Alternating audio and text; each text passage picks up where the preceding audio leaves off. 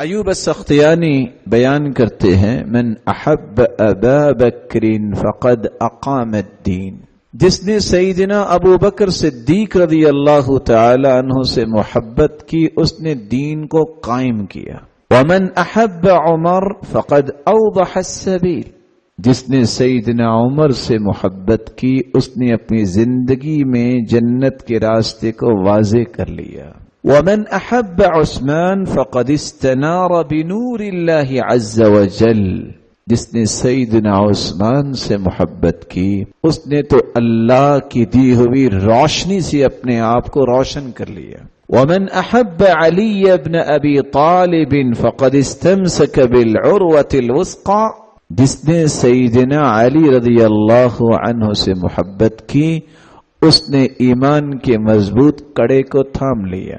ومن قال الحسنى في اصحاب محمد فقد برئ من النفاق، جس نے صحابہ کرام کے بارے میں اچھے کلمات کہے وہ نفاق سے بری ہو گیا، اور جس نے زبان درازی کی وہ نفاق میں چلا گیا۔